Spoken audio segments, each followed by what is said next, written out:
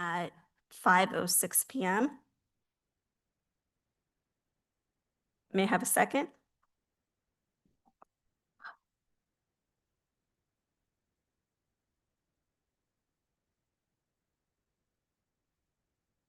Oh, We can, yeah. call the meeting to order, and may we have attendance, please? Board Member Trujillo, Present. Vice President Edmiston, Present. President Ovalle,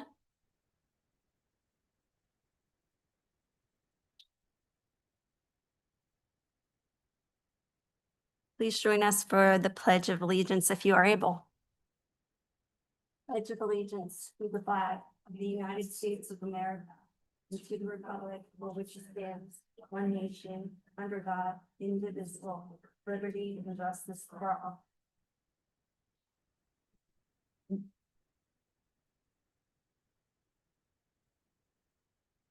Okay.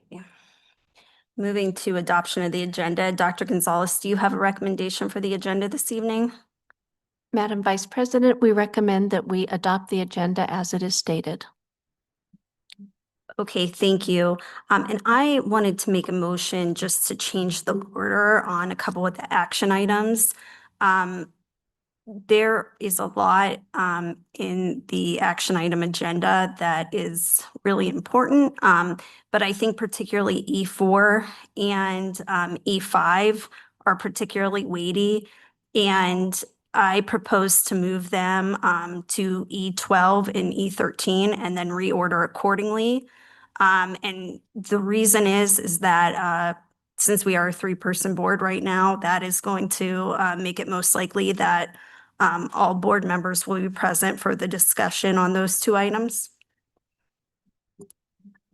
If we move E3 and if we move E4, our representatives from Stiefel and Gust will not be able to stay because they have another commitment after our board meeting.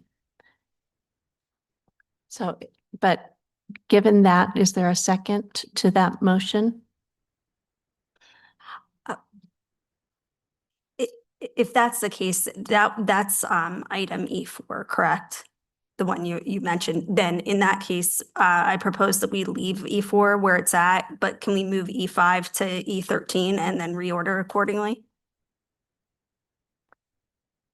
The issue with E5 is adopting the budget influences E6 and E7 and E8. Okay, then I propose we just leave it as it is. Thank you. Okay, thank you. With that, I second the motion that we adopt the agenda as presented. May we have a roll call? Board Member Trujillo, Aye. Vice President Edmiston, Yes.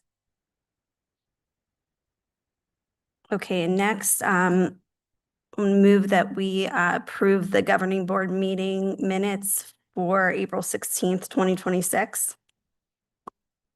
I'll second the motion. This is Carmen. May we have a roll call? Board Member Trujillo, Aye. Vice President Edmiston, Yes. Okay, next we're moving on to B, current event summary, and we'll start off with the superintendent's report. Madam Vice President, members of the board, cabinet, and our community, as we begin to wind down the 25-26 academic year, I want to begin by congratulating our students who have continued to show outstanding growth this year. In particular, our English language learners that we're going to recognize later on in our board presentation, but we also celebrated them, and you can see the decorations that are up, celebrating the number of students who met their English proficiency goals. We are outpacing the state with the growth that our students are making in that area.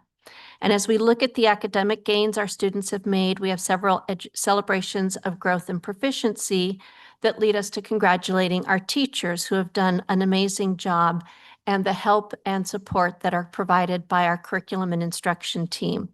Making sure that our teachers understand the curriculum standards and are examining our students' data so that they can help to fine-tune the instruction that our students get is a hallmark of the work that our curriculum and instruction team have been doing and the reason we're seeing the kind of growth that we are. We also appreciate our school leaders who are creating the conditions for our teachers to be able to be successful in the classrooms and who are focusing on making sure that our students have the best learning environments possible. We've also had outstanding opportunities to showcase our students' athletic and arts achievements this last month, and the research project that we just celebrated with our superintendent student advisory team on belonging. That data that the superintendent student advisory team put together is also going to be shared at our district leadership team retreat because their research on belonging is going to be instrumental in helping us shape the work that we do as a leadership team across the district. Being part of a school district is being part of a team. We have the motto, one team, one mission, to serve every child and every family with a program centered on excellence and welcoming to all. And that begins with our bus drivers at the beginning of the day, our child nutrition teams, our custodial crews, grounds crews, business services, human resources, everyone from MIS to crossing guards to psychologists, support staff, and SLPs, OTs, media clerks, school nurses, and social workers. We have an amazing support system in our schools to be able to provide this kind of education, and we appreciate all of the people who put that work in, and most of all, we appreciate the families who trust us with their children. Our success is thanks to the incredible team at Phoenix #1, and we want to celebrate all of those achievements. And this summer, I hope that every one of us takes time to read at least 20 minutes a day, to have fun with math facts, and to write a poem, a song, draw, or paint, but spend time relaxing with friends and family. And building these habits over the summer is going to help all of us enter the next year ready to excel even further. That concludes my comments. Thank you, Dr. Gonzalez. We will now move on to board member reports.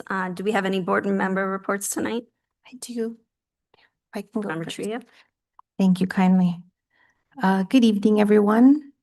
I want to begin by echoing Dr. Gonzalez's sentiments and congratulate our English language learners on the growth that they are showing us.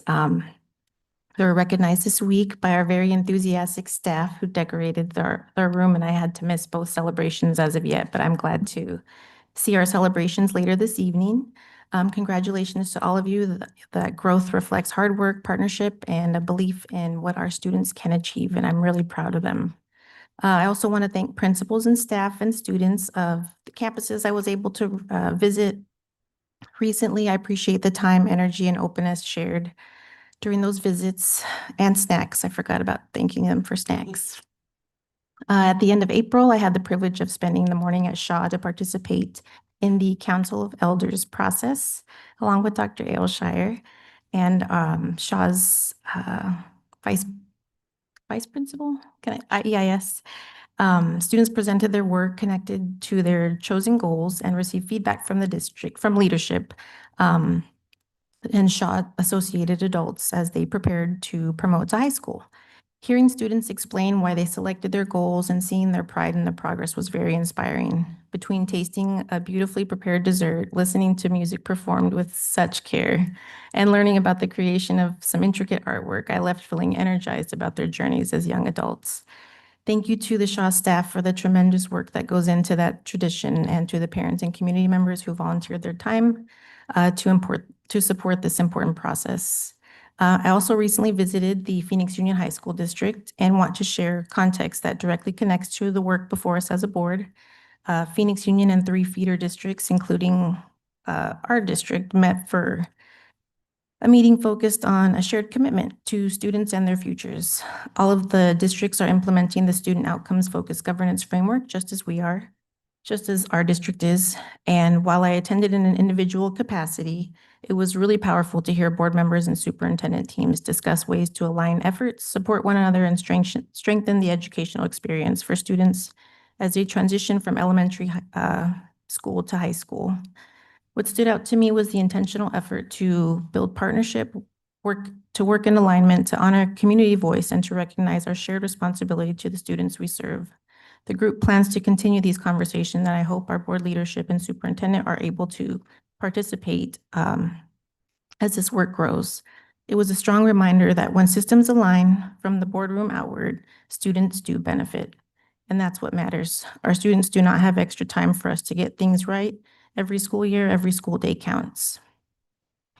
And with that said, earlier this year, our then four-member board voted to revisit our guardrails coming up in June. So I just wanted to share that I look forward to the process of working with the board to structure opportunities to gather feedback on our community's values and what they want us to prioritize as we monitor progress on our 5-year goals. We also have interim goals that are ending this month that will need to be updated before the next school year begins. So while we cannot discuss board business outside the boardroom as a 3-member board awaiting 2 vacancy appointments, I wanted to share that I'm committed to working together in our study sessions and in board meetings to continue strengthening our governance. Our focus must remain on student outcomes, community voice, and creating a clear, accountable direction for our district through thoughtful process, collaboration, and a shared responsibility. Our students are counting on us to get this right, not individually, but together. Finally, I'm looking forward to attending upcoming pre-K, kindergarten, and 8th grade promotion ceremonies next week, and celebrating with families and our community. So cheers to a great summer. Reach out to your leadership if you have any questions or needs this summer. That's what we're here for. Thank you kindly. Thank you. Next, we're going to move on to C, Community Communications. We'll start with in-person and then move to the online comments. Altogether, there are quite a few, so we'll limit them to 3 minutes. And we will start with Mr. Sergio Gouveia.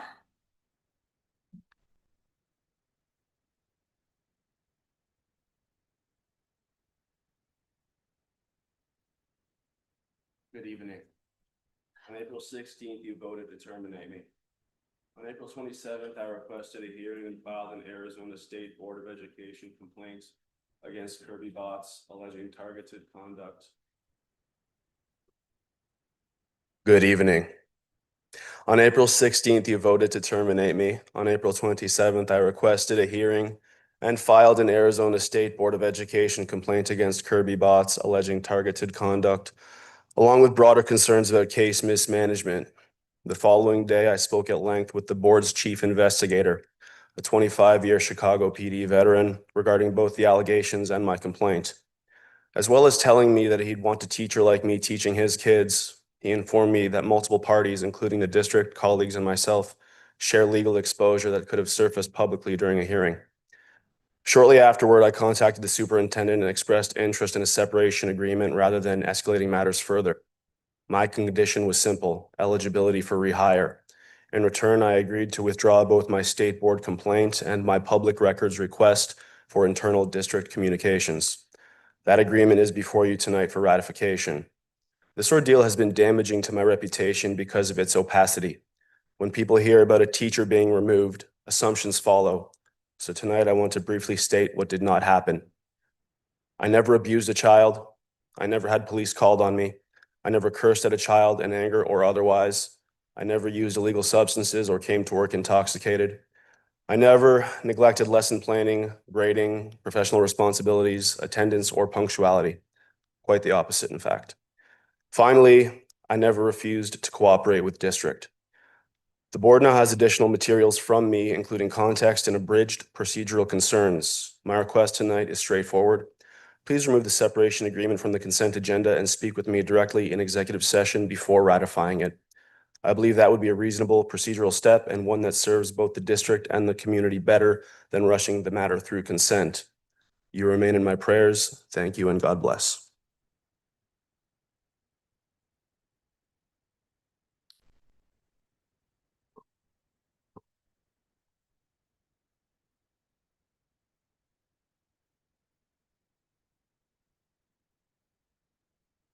Thank you. Next, we will move on to online comments.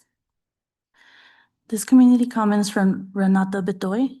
Dear Governing Board members, I would like to express my support for the proposed 3% raise plan for Phoenix Elementary School District staff. I appreciate the district working towards helping us stay competitive with surrounding districts and recognizing the hard work staff members put in every day. As a preschool teacher, I see firsthand how much our teachers and support staff give to our students and families every day. We work hard to create positive learning environments, support students academically and emotionally, and build strong relationships with families and the community.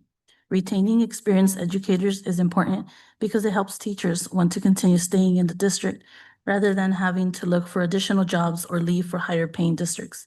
Currently, like many educators, I work multiple jobs outside teaching to help make ends meet due to the rising cost of living, gas, housing, and everyday expenses.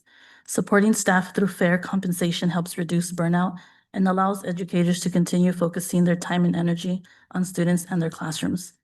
I respectfully encourage the governing board to approve this proposal and continue supporting the educators and staff who are dedicated to our district and community.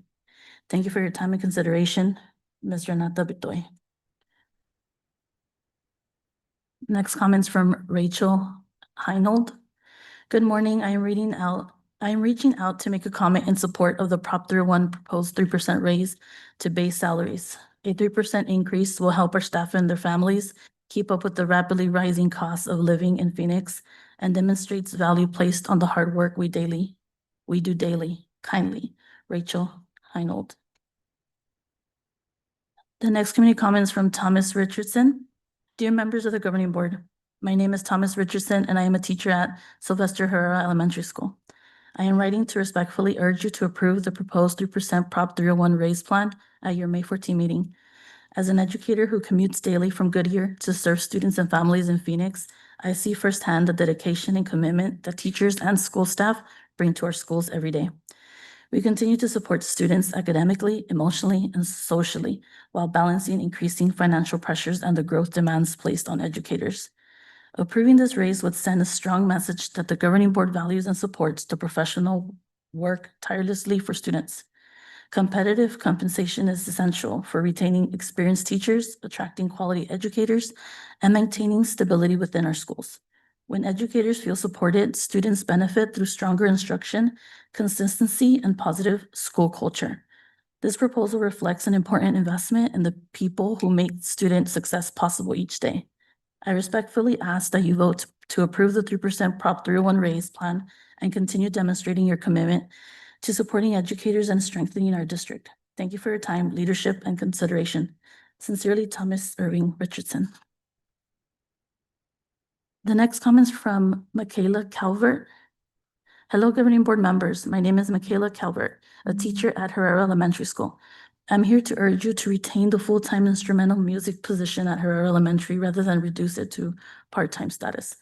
As a dedicated fine and performing arts school, Herrera's mission depends on robust music programming. Cutting this position to part-time would directly undermine that commitment and harm our youngest learners. Here's what's at stake: access for K-4 students. A part-time teacher cannot provide consistent, sequential instruction across our elementary grades. Many students will lose access entirely due to scheduling constraints. Program continuity, instrumental music builds progressively. Part-time staffing breaks that continuity, making it nearly impossible to develop fundamental skills or prepare students for middle school ensembles. Our school's identity, Herrera was designed as a fine and performing arts school. Cutting music instruction contradicts our core mission and the promise we make to families who choose us specifically for arts integration. Equity. Our students deserve the same instrumental music opportunities as students in well-resourced districts.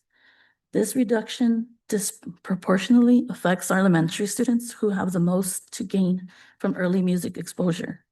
A full-time instrumental music teacher is not a luxury. It's essential infrastructure for a school that claims to prioritize the arts.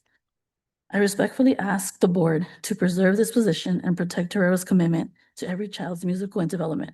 Thank you, Ms. Michaela Calvert. This next community comment is from Emily O'Neill. Thank you for reading the following comment at Thursday's board meeting. I am a second grade teacher at Herrera and a proud PECTA member. I am writing to express my support for the Prop 301 plan, including 3% raises. This raise is critical to retaining our qualified staff. I'm also writing to urge the district to reconsider their decision to reduce our fine arts staff from 6 to 5.5, which currently impacts our instrumental music program. Herrera is the district's premier school for the arts. Cuts should not be made to our arts program. While the district was selling us to move to the Fillmore property as a way to invest in our arts program, they were simultaneously making plans to reduce our arts program. By moving to 5.5 staff, effectively cut K through 4 out of our instrumental education program. Herrera has seen many changes in the last 4 years, a flood, moving in and out of historic Herrera property, 3 vice principals, 2 principals, and now a reduced fine arts program. Not only do we not need another change, we need stability that aligns with our strategic vision as a district's fine arts school. However, one change I could tolerate: more hand soap in my classroom. Best, Emily O'Neill. The next community comment is from Susan Bauer. To Phoenix Elementary Governing Board, I'm writing to formally express my strong advocacy for maintaining a full-time instrumental music teacher position at Herrera School for the Arts. Our school's identity is built upon a foundation of artistic excellence. However, restructuring this vital role into a shared part-time position poses a significant threat to the stability and long-term viability of our campus's signature program. Reducing the instructor to a part-time schedule carries institutional consequences that extend far beyond the music room. Erosion of our signature identity. Arts specialization is Herrera's primary differentiator within the district. Diminishing these core components signals instability to prospective families and current stakeholders, risking a downward spiral in enrollment and community trust. Interruption of the student pipeline. Building a proficient musical ensemble is not an overnight task. It requires consecutive years of structured daily development. Losing a continuous instructional presence disrupts our feeder system, limiting the proficiency student needs to transition successfully into specialized high school programs. Disruptive academic synergies. Research consistently shows that high-quality music instruction is directly linked to cognitive development and elevated core academic test scores. Transitioning to a superficial part-time structure compromises curriculum planning and negatively impacts student academic outcomes across the board. Operational instability. The logistical reality of managing delicate instrument inventories across multiple campuses on a split schedule is unfeasible. It isolates the instructor, preventing them from participating in essential collaborative team meetings and shattering the cross-curricular alignment that Herrera makes unique. For our Title I community, a highly resourced fine arts program acts as an essential social and economic equalizer. We provide high-level instruments and professional training free of charge, opportunities that many of our families could not otherwise access. By maintaining a full-time position, we uphold our commitment to equity and ensure that every student, regardless of background, has a stage upon which to succeed. I urge you to reconsider this proposal and maintain the full-time status of our instrumental music teacher. Let us protect the integrity of Herrera School for the Arts and continue to provide the comprehensive education our students deserve. Sincerely, Susan Bauer. This next community comments from April Pettit. Good evening, Governing Board and Superintendent. My name is April Pettit, and I am proud to teach at Whittier. First, I would like to speak wearing my hat as the lead music teacher for the district. In March, we held our District Instrumental Honor Festival. We had over 100 students participate in the event. We brought in outstanding outside directors, including the band director from North High School, who did a phenomenal job working with our students. We featured 3 performing groups: guitar, orchestra, and band. It was an amazing event that our parents and families truly enjoyed. Then on Friday, May 1st, we hosted our district choral festival for students in grades 5 through 8. This year's theme was Journey Through Musical Genres. It was an outstanding concert and honestly one of the best we have had yet. Nearly 300 students participated this year, and the PAC was packed with families and supporters. These events build core memories for our students and families. They give students a chance to shine, to feel pride in their hard work, and to experience being part of something bigger than themselves. These opportunities are incredibly important. Families also really enjoyed the book kits we used before and between performances to keep the audience engaged during transitions. That idea actually came from a workshop I attended at the January Music Educators Conference about audience engagement during concerts, so it ended up being a win-win for everyone involved. Now I'm going to put on my PECTA president hat. Item E6 tonight provides a much needed raise for employees, a 4% raise for support staff, a 3% raise for the certified and support services staff, and a 2% raise for administrators. We all know we are in the middle of a cost living crisis, and it is not going away anytime soon. In many ways, it is getting worse. We all see the price of gas on the way to work. We see rising grocery prices, housing costs, and utility bills. We did not receive an increase to our base pay last year. For reference, I personally made less money in 2025 than I did in 2019. Not adjusted for inflation, but in actual dollars and cents. When inflation is factored in, the reality becomes even more concerning. This raise is critical to attracting and retaining qualified, highly effective staff in our amazing district. Our students deserve stability, consistency, and educators who can afford to continue doing the work they love here. In short, I respectfully ask the board to vote yes to approve the 301 plan. Thank you for your time. April Pettit. The last community comments from Morgan Godel. My name is Morgan. I am the choir teacher at Herrera School for the Arts. I am asking you to consider the decision to move our instrumental music position to part-time. This decision will have long-lasting negative ramifications for our students and our reputation as a fine arts school. As one of our district's signature schools, our mission at Herrera is to cultivate strong, thriving arts pathways for students over time. Those pathways do not begin in middle school. They begin in the earliest grades, where students are first introduced to the language, identity, and discipline of the arts, and begin building relationships with their teachers. That early exposure is what creates continuity, confidence, and a long-term commitment. At Herrera, K-3 instrumental music exposure and 4th grade band and orchestra serve as the foundation for the 5th through 8th grade arts programming. It gives students a reason to choose band and orchestra when they reach the point of specialization. Without that early foundation, students would be asked to make that choice without meaningful exposure. Over time, this will weaken the program. This is about the long-term health of a program and whether the vision that has been built here is actually going to be supported. This decision directly contradicts the existing 3-year plan that was supposed to grow and strengthen the arts programs. Growth depends on a steady and intentional pipeline. Interrupting that pipeline, especially by removing access at the 4th grade level, creates several cascading effects. This removes dedicated arts integration time and takes away our common planning time, which is essential for collaboration and alignment across art subjects. Without this, instruction becomes fragmented rather than cohesive. Beginning band in 5th grade places students at a disadvantage compared to other art schools that start earlier and offer leveled ensembles. If we are going to compete with established arts programs like ASA, we need to strengthen our program, not weaken it. Arts integration is a cornerstone of Herrera's identity as a signature school. Without the time to plan and implement it effectively, the school risks losing what makes it unique. Research consistently shows that high-quality arts programs improve academic performance, increase student engagement, and strengthen social-emotional development. There are real consequences for staff and school culture. Eliminating collaborative planning time increases teacher burnout and weakens coordination, which limits the ability to maintain the program our students deserve. Students deserve consistent access to high-quality instrumental music instruction. For many, these early experiences are where confidence is built and opportunity begins. Especially in a Title I community, programs like these are access points to opportunity and equity.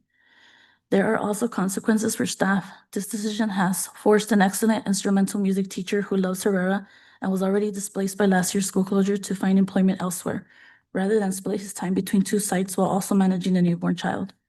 Looking ahead as we move to the Fillmore property, maintaining consistency and staffing.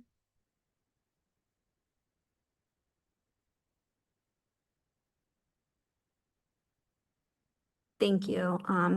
Point of inquiry, in light of one of the comments that was made in the comment period, would it be possible to ask to pull consent item 5 out of the consent and table it until the next board meeting? I actually have some questions that I don't know the answer to regarding that.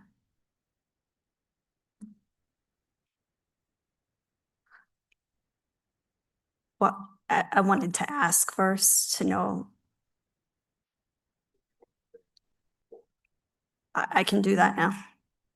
Okay, I make a motion, thank you. I make a motion to pull consent item 5 out of the consent agenda pending perhaps another executive session or a further conversation, and then we can vote on it at the next board meeting. Could you clarify what item 5 is? I just want to make sure yours matches mine. D5, separation of employment, resignations and retirements. Okay, got it. This is Carmen Trujillo. I second the motion. May we have a roll call? Board Member Trujillo, No. Vice President Edmiston, Yes.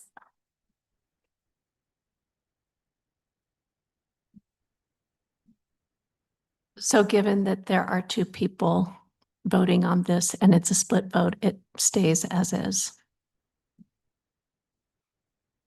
It remains on the agenda, on the consent agenda.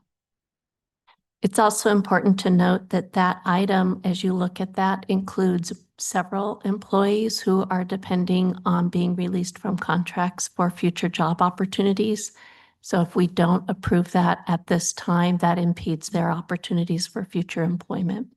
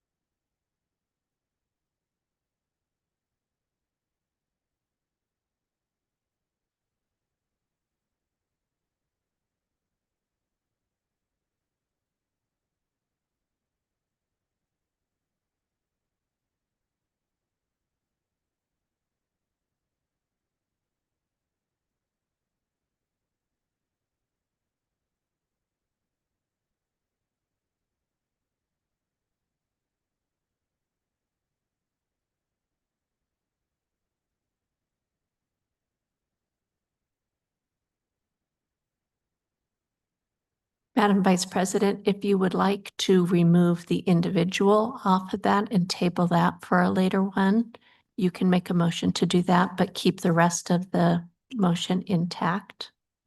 Are you okay with that? Then let me get the exact language. So you're making a motion to review the consent agenda item number 5, to remove the separation of employment for Mr. Govia as a tabled item for future discussion. Correct. I make the motion to remove Mr. Gouveia from action item number 5 for further discussion and later consideration. May I have a second? This is Carmen. I'll second the motion. May we have a roll call? Board Member Trujillo, Aye. Vice President Edmiston, Yes.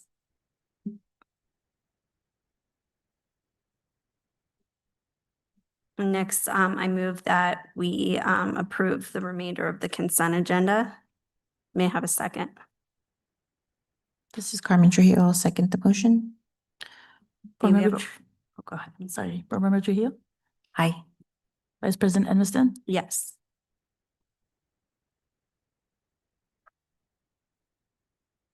Moving on to action items, E, we will start with 1, governance information.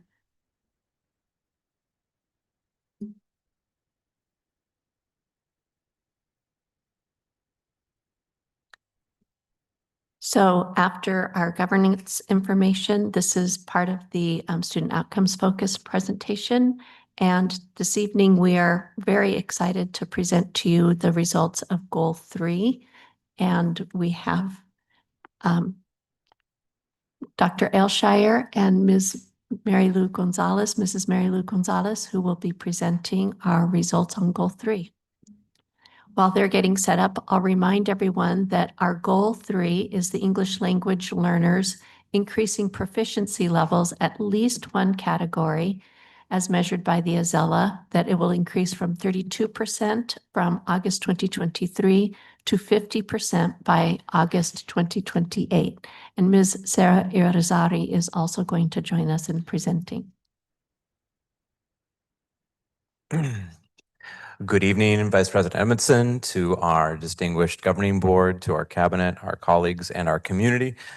This is absolutely going to be the highlight of our week, and we've had a really great week so far about celebrating the successes of our language acquisition department, but as well as our curriculum and instruction department, and the work we've been doing to bring coherence into our trainings and supports and the results that have come as a result.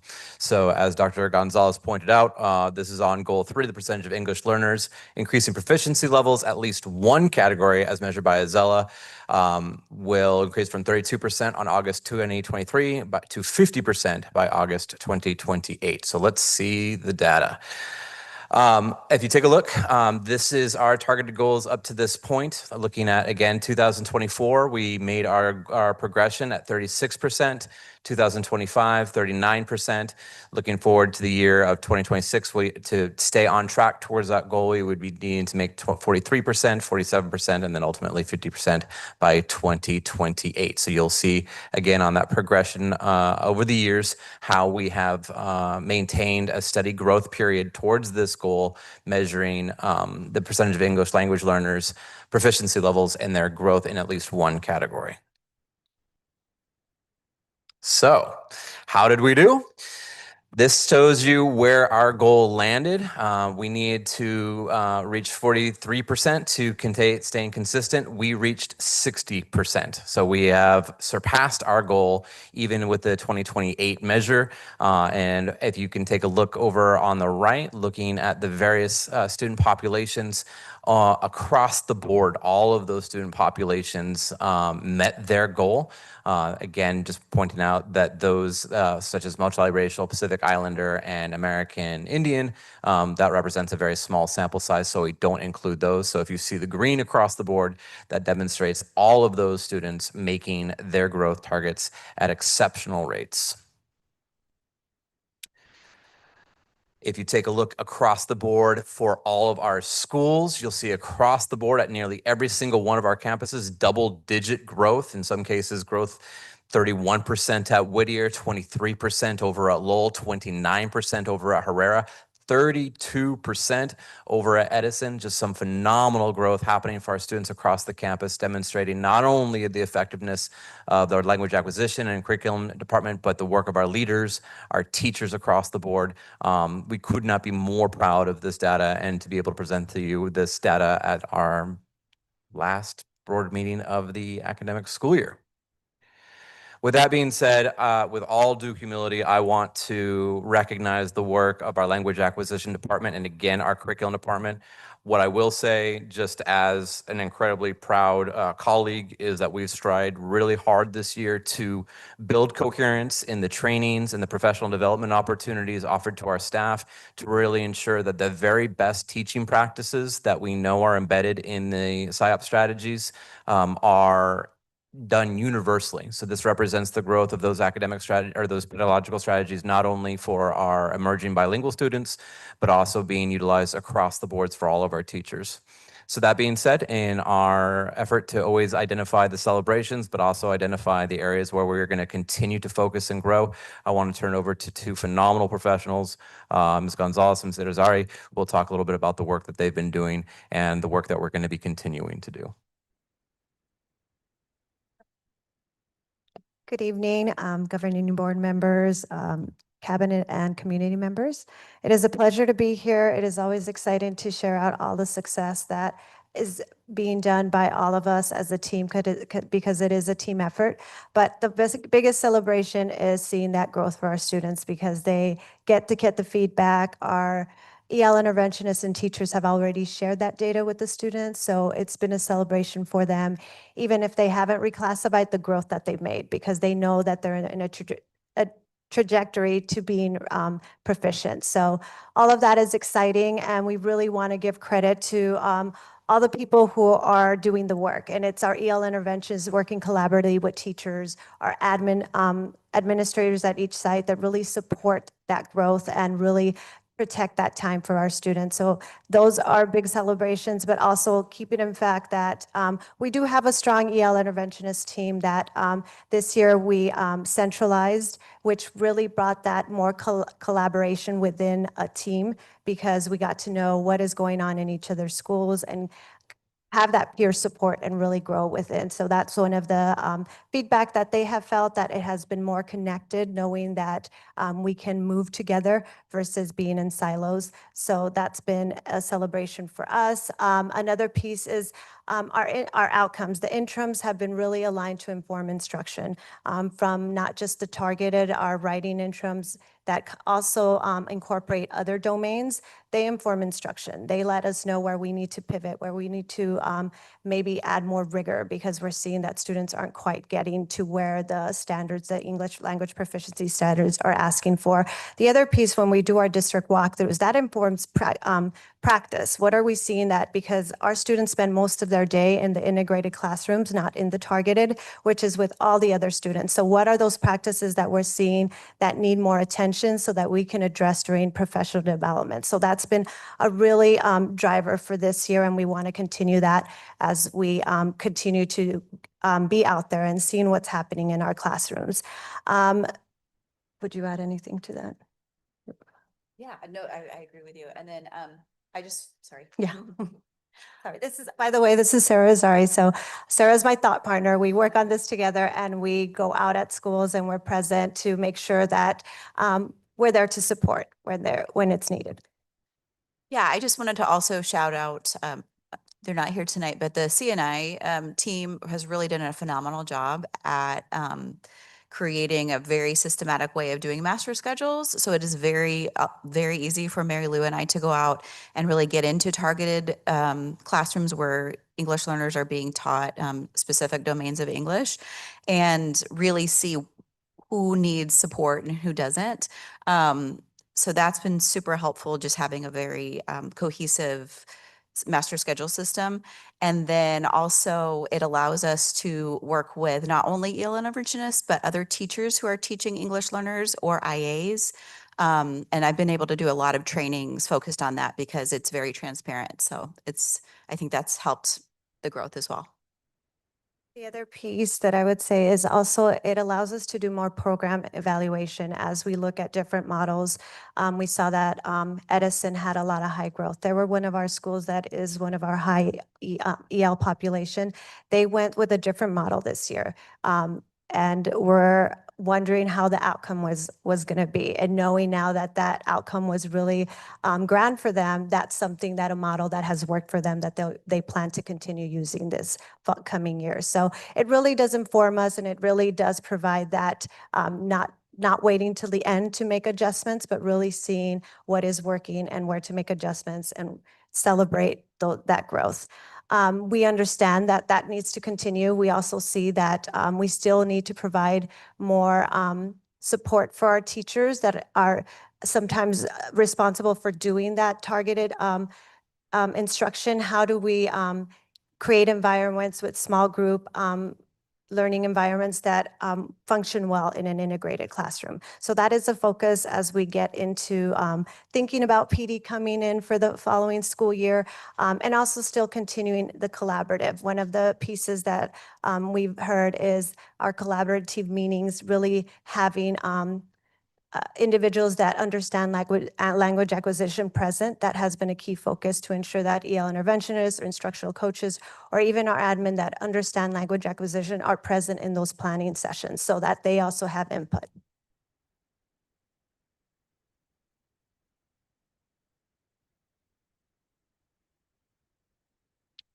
With that being said, again, thank you to our board and to our superintendent and to our cabinet for helping provide these goals.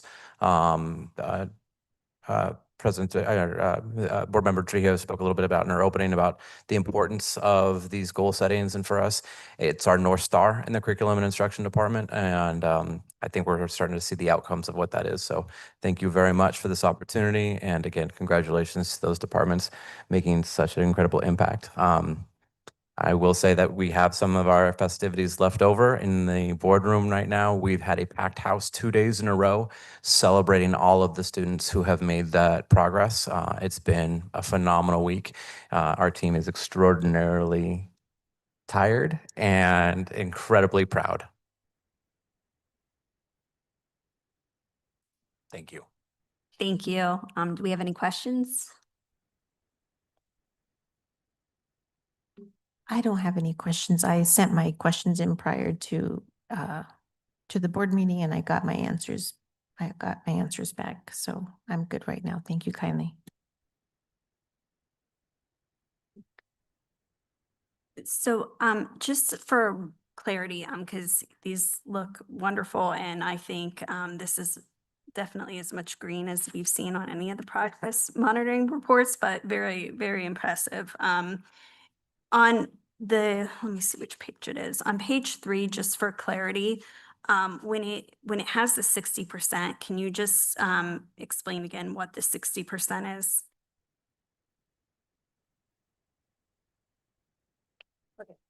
So our 60% shows the amount of students that showed growth, that grew at least one level. So we know we have pre-emergent, basic, intermediate, and proficient, knowing that proficient is the goal. So our goal is that since it's a growth goal, it's measuring, did our students move at least one level? And that's what it's measuring. Okay, and the 60% was actually met. That's the actual That's number the- for this year. yes. Okay, thank you for clarifying. That's all that I have. Thank you.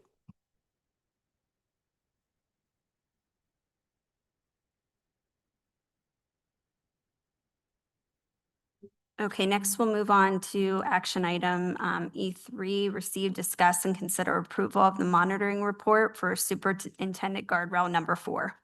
Point of order, we need to vote to accept the monitoring report. Excuse me. I move that we vote to accept approval to approve the monitoring report for board goal number 3. May I have a second? This is Carmen Trujillo. I second the motion. Maybe have a roll call. Board Member Trujillo, A proud yes. Vice President Evanston, Yes. Okay, and now I move that we move to action item E3, receive, discuss, and consider approval of the monitoring report for Superintendent Guardrail number 4. Thank you, Madam Vice President. So the monitoring report for guardrail number 4, Superintendent Guardrail number 4, is that the district shall not operate without a site budget process where resources are allocated equitably. And just to level set everybody, we started this beginning just by making sure that our sites had budgets. And we've moved from there to include new areas of opportunity for us. So when we look at the interim guardrail 4.1, one of the programs that we wanted to do was to look at ways in which we could support strategic tutoring focus for our focus schools by employing alumni and families trained to meet those requirements. Unfortunately, our budget capacity didn't allow for that, and we pivoted from that and instead started working with the New Teacher Project, district-wide training our family and community engagement specialists to offer literacy programs to families to use with their young children at home. And so here you see a couple of pictures from some of those activities with little ones working on making their letters in colored Jell-O and colored sugar. And then the other is a little boy finding the letter sounds in his name and putting them on that chart as they are aligned to his name and spelling his name out. That's been very successful for us. And as we look at the next slide, in expanding these opportunities for focused training and engagement with families, we've also opened up our 21st Century Learning programs after school grants and are working with families to help provide support as tutors. They're not paid, but they are present to do this. And here you can see Capital, year 2, we had 163 students who've been served. Emerson in year 2, 117 students served. Lowell, year 2, 132. Edison, 114. And Herrera in year 1, 203 students served. This year, we are also applying for more of these grants with Garfield. Garfield will run their own program, and Bethune and Whittier are applying for the grants as well, but will run the programs through YMCA. Interim Guardrail 4.2 is to make sure that the civic funds that we are earning are going back to schools based on an equity scale. And this was to make sure that rather than give everyone exactly the same, we took into account factors such as poverty, the achievement levels, so that the students who are struggling the most are getting more support, and students who have poverty as a factor. We know that that's a big mitigating factor for academic growth.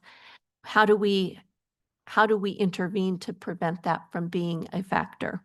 So in this deployment, Mr. Whittle had created a programmatic scale that you can see lowest poverty, lowest academic need, up to the highest poverty, highest academic need.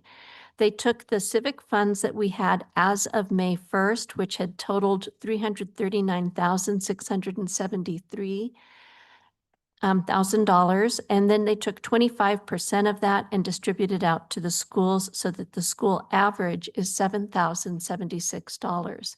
But if we look at the next slide, you're going to see what that looks like in real dollars. Again, based on that equity scale. You can see where we were in 24, where everyone got a split amount of $2,631. Then in 25, it went up to $3,400. But with the equity scale now, you see number one, you see a greater amount because we're doing a better job of capturing civic funds through our leases. And then you also see that schools who take advantage of different opportunities are also able to bring in more. So for instance, when you see Capital with $8,373, they offered a summer program that they leased to a partner, and that brought in more revenue for that school. So that's where you see some of those discrepancies. But again, it's based on our academic need and the poverty that the school is serving. So it's very similar to the Title I distribution. For interim guardrail 4.3, this was to employ use of district-earned civic funds back to schools for field experiences.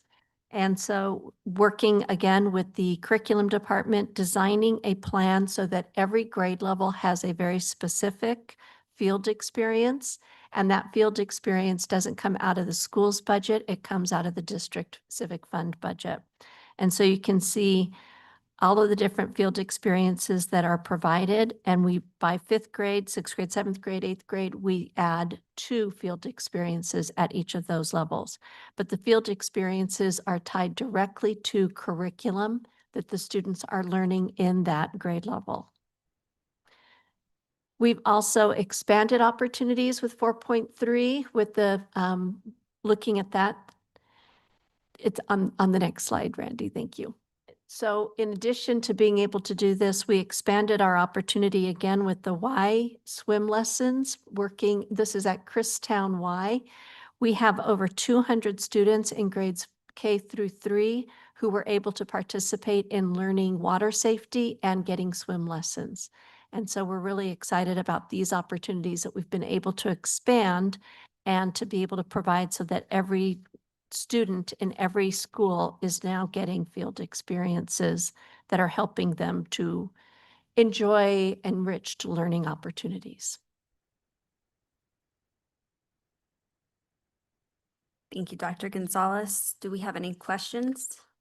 I have a comment, if I may. I just wanted to thank you, Dr. Gonzalez, for giving us context of where we started in the process, where we were, and how far along we've come from that. And I'm just super excited to just now know that field trips and opportunities at the Y, stuff like that, are just top of mind and focus based on the feedback that we got back when. So I really appreciate that you brought that up today, because I forget about those things because I've been here and I was there. So I'm glad you brought that up for our community and board members that weren't there at the beginning of the process. So I just wanted to thank you kindly. Okay, I move that we approve action item E3. May I have a second? This is Carmen Trujillo. I second the motion. May we have a roll call vote? Board Member Trujillo, Proud, yes, thank you. Vice President Edmiston, Yes, thank you. Okay, next we will move on to action item E4 to consider, discuss, and amend if desired and if deemed advisable to adopt a resolution ordering and calling a special bond election to be held in and for the district and authorizing the superintendent or chief financial officer to comply with certain sections of the Internal Revenue Code. And Madam President, this is a follow-up from the study session that we had together looking at this. And we've invited Mr. Gill and Randy Stein from Stiefel, who will be sharing information in abbreviated form for the general public to review with you. Madam Vice President, members of the board, cabinet, community members, thank you for allowing us to speak on behalf of the November 2026 election bond. We do have our council here with Mr. Jim Gill and our Stiefel representative, Randy Stein, who will go through the presentation for consideration of a resolution. Thank you. I'm aware that you did go through the presentation pretty extensively at a study session. I will attempt to go through it briefly, but obviously please stop me when you've got questions. What we are showing you on slide 3 is a history of the property values in the district. This is significant because a bond that, if approved by your voters, it is paid back from the property tax base. The one thing I will point out to you here is you can see that the growth rate, the very bottom line, has slowed over the last couple years. Actually, a lot of what is going on here is a change in the law with respect to how they value commercial property. This is hitting your district somewhat significantly because you do have a lot of commercial property. The good news is that is scheduled to stop after next year. So I think you will start to see those numbers on that very bottom line start to increase again. There is a picture of the configuration of the property value in the district. Again, the commercial piece is about 60%. This is a little bit larger than average in the Maricopa County area. A history of the school district property tax rates, a pretty common picture. We do see the tax rates for school districts edging down over time. A lot of that is just a function of the property value growth that has been experienced in Maricopa County and throughout the state. A calculation of the school district bonding capacity. It is a measure of the full cash assessed value, takes into consideration what is already outstanding. Two things to point out: property value increases each year, assuming property value, bonding capacity increases, assuming property value increases. Also, when you pay off bonds that are already outstanding, you gain additional bonding capacity. And you can really see that on the less, I'm going to see if I can point, can I? Maybe not. Yeah. On the less outstanding Class B bonds line, you can see the current amount outstanding is 114 million. That goes down to 108 million on July 1 of this year when a payment is made and the bonding capacity increases from 58 million to the 65 million. Picture of the district outstanding bonds at this time, and on that very lower right, that 114 million is what we saw on the prior page. And you can see across the top here there, the July 1, 2026, those are the amounts that will be paid off in approximately a month and a half. Just a picture of the debt service. It does decline over time. The blue is the principal portion of the debt service payment, and the red is the interest portion of the debt service payment year by year. And it does ratchet down. You can see it takes a little bit of a step down there starting in fiscal 28. And then the election scenario is a $97.8 million bond program that, if you approve, would go to your voters on November 3rd of 2026. It is contemplated that those bonds would be sold in 3 different tranches. This is just an estimate, and you are not held to this. And in fact, the voter pamphlet does not even identify this much detail. There's a picture of a voter pamphlet coming up. The key number to look at here is the very bottom of column 13, which is the average annual tax rate associated with this bond program, and that is rounding to 57 cents. That's what will be identified in tables like this to identify the impact of the bond program.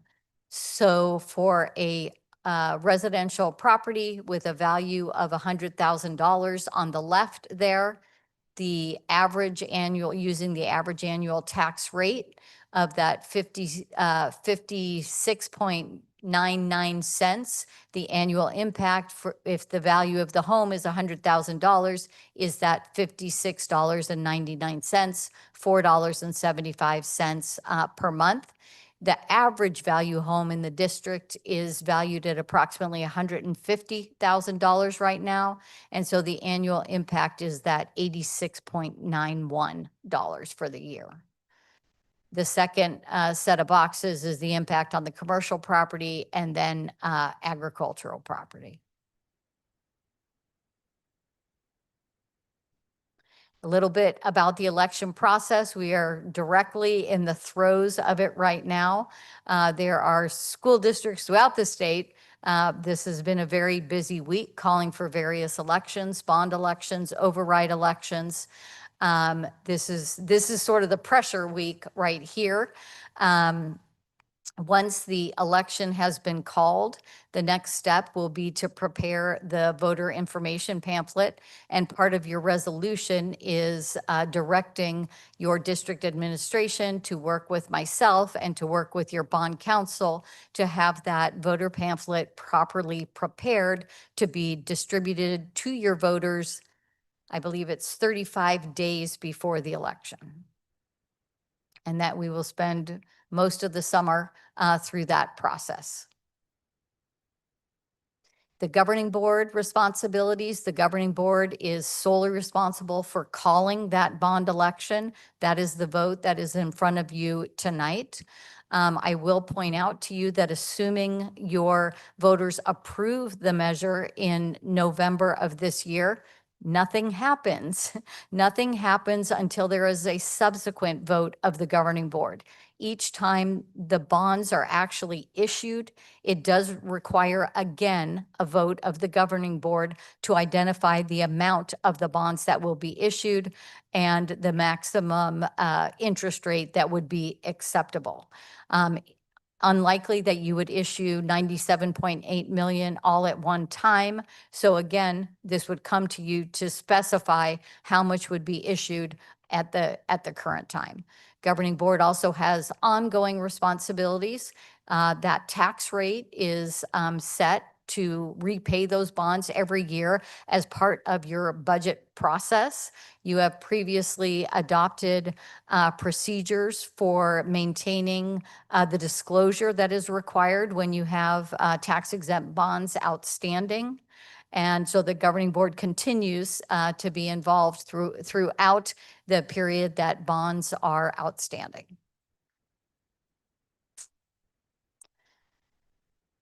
This is just an outline of what that resolution is in front of you. In the orange part, I talked about this. This is the conveyance of the authority to the district administration to work with the county, to work with your bond counsel, to work with Stiefel on the calculations to prepare that voter information pamphlet. You are identifying the 97.8 million. That is the dollar amount, or whatever the dollar amount is that you identify, and that would be the maximum amount of bonds from this program that could be sold. Couple things the governing board does not do or is not required to do. You don't approve the actual voter pamphlet. You don't approve the debt service schedule. The property tax rates included in the voter pamphlet are estimates, and it is not the responsibility of the governing board to review those proofs. That responsibility falls with your district administration and the professionals that are working with you. This is just a picture of what that debt service schedule, a better picture of what a debt service schedule will look like in the voter pamphlet. So you can see it identifies the bonds that are currently outstanding and the tax rate associated with it. In that second block, it has consolidated all three phases essentially to look like it is a single issue. But behind there, we've got the three different bond programs as estimates for how you would expect to proceed at this point. Again, that column on the far right, while it is important and will likely be referenced over time as your bonds are actually sold, that is an estimate. Statute makes it very clear. We are putting an estimate in there. We have some directives as to the assumptions that we can make, but that is an estimate. And then I wanted to spend a minute on property taxation. This is sort of my soapbox for the year. This is specific to the Phoenix Elementary School District. This is for the current fiscal year, fiscal 26. You can see the average property value there for a residential property is $143,830, slightly lower than what we're expecting it to be for 27, but that's all the discrepancy is. And how this works is I have identified 3 different properties in your district. These are actual properties. And I have chosen them because they have a limited property value that is approximately the same as your average. The property on 9th Avenue, $136,000 to 38 is that limited property value. I'm also showing you what the assessor identifies as the full cash value of the property, $306,800. And then showing you what Zillow estimates the market value is. The point of this is limited property value is how property is taxed in the state of Arizona. It is not the what I think I can sell it for price or the Zillow, what Zillow is estimating the market value. Right now, in almost every place in the state, there is a gap, and a big gap, as you can see here, between those two values. This is hard to convey to individuals who may be voting that actually what they will pay their taxes on is that lower limited property value, not the market value of the property. That can easily be looked up at the assessor's office if individuals need their own eyes on it confirmation. And then just the process for calculating property taxes, but I will draw you straight to the bottom there in the lower right.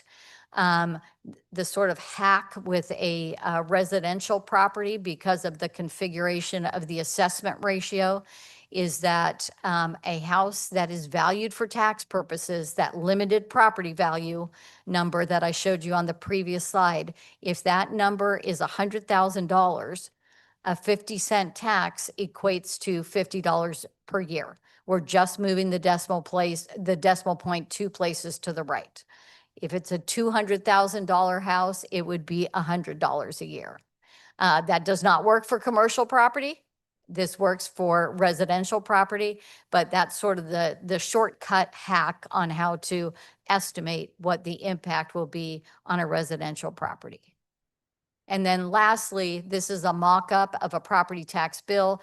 The Maricopa County Treasurer doesn't quite send them out looking like this at this point, but I wanted to give you a feel for the notion that a property tax bill is not just Phoenix Elementary School District. A property that sits in the Phoenix Elementary School District also sits in Phoenix Union, also sits in the Maricopa County Community College District, also sits in the city of Phoenix, also sits in Maricopa County.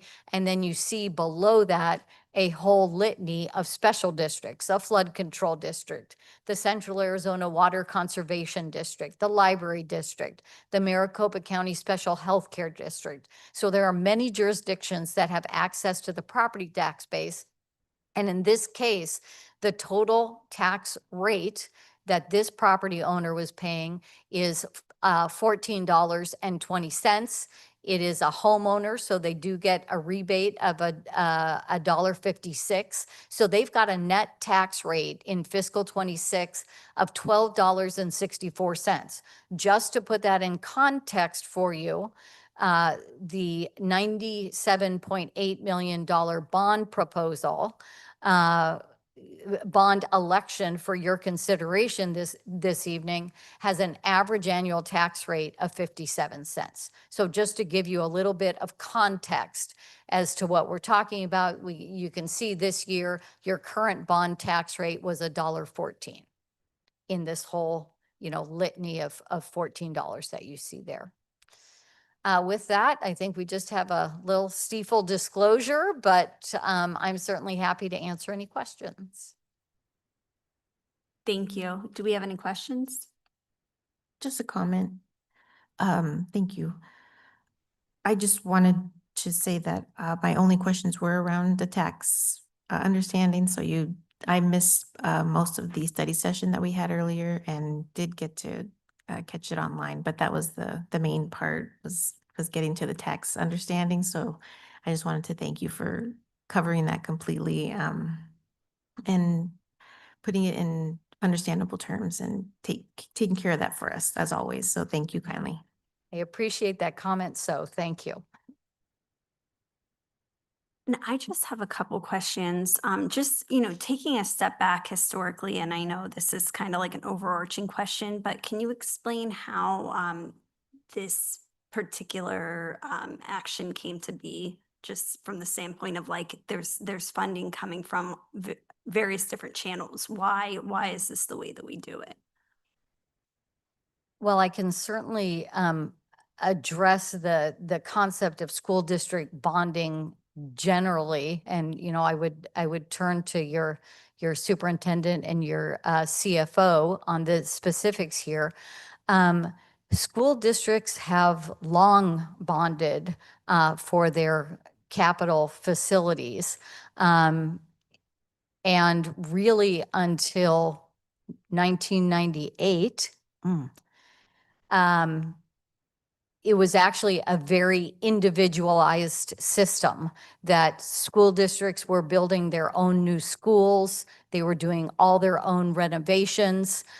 There was a lawsuit that was filed in 1994, the Roosevelt case, that claimed, the claim in that case was that the funding for capital for schools was unconstitutional. They ultimately won that suit in 1998, which set up shortly thereafter the School Facilities Board system, which was a centralized capital funding system intended to provide money for renovations to school districts as well as new construction. That original system, which was deemed constitutional at the time, has changed over time and deteriorated over time. And in fact, there's a new capital lawsuit still working its way through the process. But so far, the school districts have been successful with the assertion that what the Supreme Court said in 1998 was constitutional really no longer exists. And while the state does provide some funding for school district capital through the budget process, the plaintiffs in the new capital funding suit have been successful at identifying that it is insufficient. And throughout the state, it is still relatively common for school districts both to be doing renovations and improvements, as well as funding at least part of new construction in areas of the valley or the state that are growing with new students. Thank you. And my next question is regarding the language that will be included in the voter pamphlet. I know you said that we will not vote on approval for it, but we will be able to have a say in the language that goes into the voter pamphlet, correct? Yes. Okay, I think that that's the only questions that I have. Thank you. Thank you.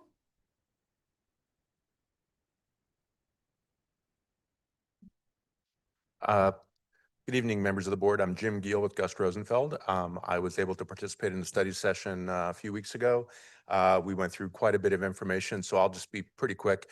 This should be fairly familiar. The process this year for the bond election is very similar to the process we followed last year for the override and site sale election, both of which were successful. Well, actually, there were 3 ballot questions, 2 overrides and 1 site sale last year. So we're hoping for the same result here. The only real difference on this bond election is because it's a general election year, we'll have polling places. Most folks will still vote by mail, but Maricopa County will set up polling locations, just like they will for any general election, as opposed to last year where it was officially an all-mail ballot election. Randy covered most of the election process. The key takeaway from the resolution really is that you're delegating to district administration to work with my office and Stiefel on preparing the voter information pamphlet, working with the county. Aaron will set up a meeting to go over what they call the menu of services. It's like an IGA with the county. We're fortunate in Maricopa County to have a very good county schools office and county elections office, so we have no issues there. I don't anticipate any issues with the election at all.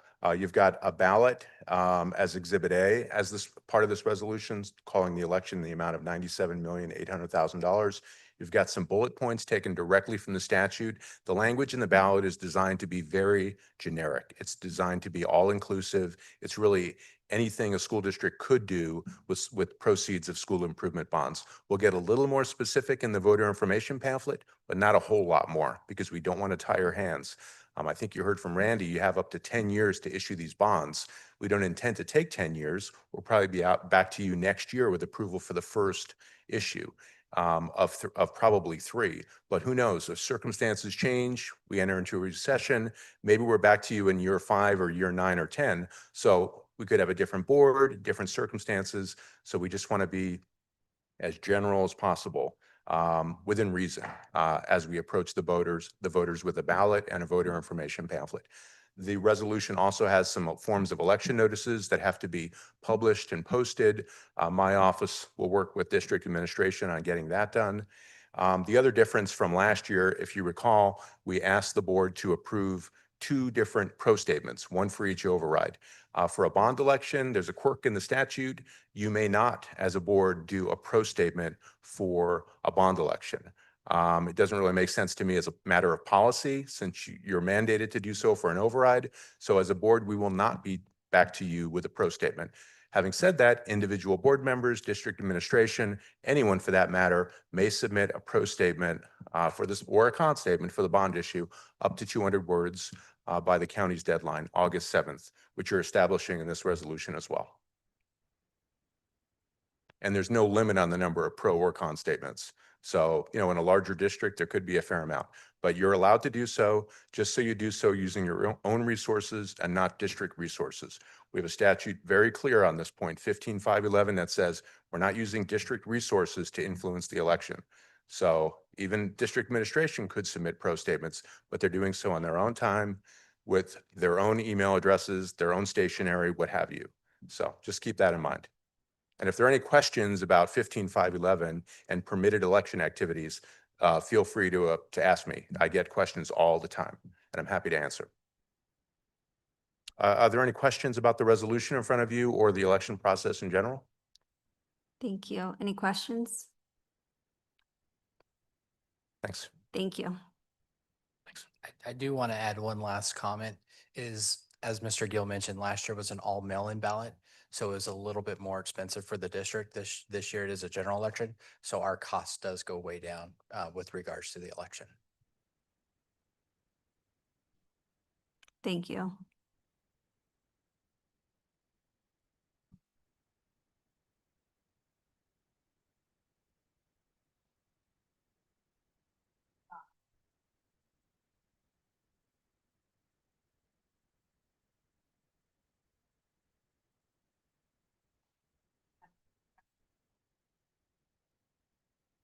This is Carmen Trujillo. I'll second the motion. Board Member Trujillo, Aye. Vice President Edmiston, May I explain my vote? In this position on the board, I consider it one of my highest duties to protect the financial well-being of families and property owners. I'm deeply concerned about the rising cost of living, and as a matter of principle, I am strongly opposed to raising taxes in any economic situation, but certainly in the current one. And due to this principle, if I were voting on the merits of this bond right now, I would be voting no. Everyone talks about affordability, but having worked at the federal and the state level and now having the opportunity to view these issues more through the local lens, it always strikes me how little we appreciate the cumulative impact of taxation in our country and the way it impacts the bottom lines of individuals and families. However, this present vote is not on the tax itself. Tonight, we are deciding the question of governance. Should a 5-person school board, which is currently a 3-person school board, as a practical matter, and there are 2 of us this evening, make the final financial decision, or should the voters and the taxpayers make it for themselves? While I am personally convicted against increasing taxes, I definitely support the right for voters and taxpayers to vote on it. Therefore, I'm voting yes tonight solely as a procedural action to place this measure on the ballot and allow the voters to decide. And to be clear, I am absolutely supporting the proposition that the voters should be deciding this, and I'm not endorsing the idea of a tax increase. I encourage everyone to review the facts, to look at their own budgets, and make the right decision at the ballot box this November. I will be joining everyone in scrutinizing it, as everything on the ballot is a private citizen, and I'm also committed to working to provide accompanying language so the voters can understand on the front end why this bond is being requested, bond election is being requested, and how the funds will be allocated. Thank you. I vote yes.